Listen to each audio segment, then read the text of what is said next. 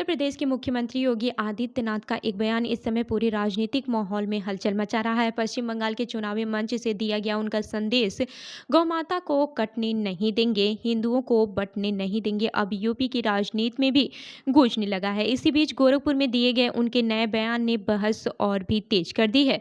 बता दें कि उत्तर प्रदेश के मुख्यमंत्री योगी आदित्यनाथ ने गोरखपुर में आयोजित नारी शक्ति वंदन सम्मेलन में ऐसा बयान दिया है जिसने राजनीतिक गलियारों में नई चर्चा छेड़ दी है। अपने संबोधन में उन्होंने गौ माता, भारतीय परंपरा और मातृशक्ति के सम्मान को लेकर विस्तार से बात की और पश्चिम बंगाल की चुनावी राजनीति का भी जिक्र किया।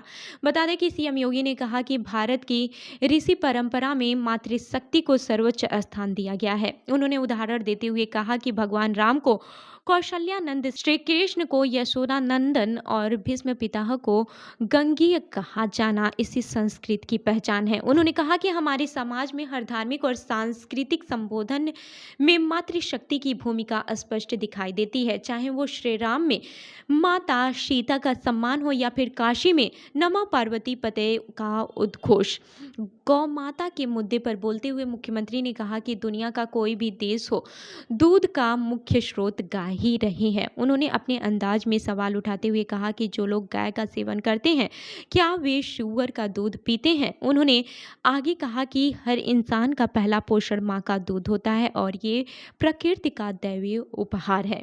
इस बयान के बाद से उन्होंने पश्चिम बंगाल चुनाव का भी जिक्र किया और दावा किया कि वहां जनता बदलाव के मूड में है। उन्होंने बताया कि एक रैली के दौरान भारी गर्मी के बावजूद बड़ी संख्या में महिलाओं ने समर्थन दिया, जिसे उन्होंने परिवर्तन की लहर का संकेत बताया। इसके साथ ही सीएम योगी ने यूपी में महिलाओं के सशक्तिकरण का भी उल्लेख किया। उन्होंने कहा कि साल 2017 के बाद राज्य में महिला पुलिस भर्ती, सरकारी नौकरियों और स्टार्टअप में महिलाओं की भागीदारी तेजी से बढ़ रही है। उज्ज्वला योजना, शौचालय योजना और लखपति दीदी योजना जैसी योजनाओं का असर भी उन्होंने गिनाया। योगी आदित्यनाथ का ये पूरा संबोधन एक और संस्कृत और परंपरा पर केंद्रित रहा तो दूसरी ओर राजनीतिक संदेश भी साफ दिखाई दिया, जिससे यूपी और बंगाल दोनों की राजनीति में नई बहस शुरू हो गई है।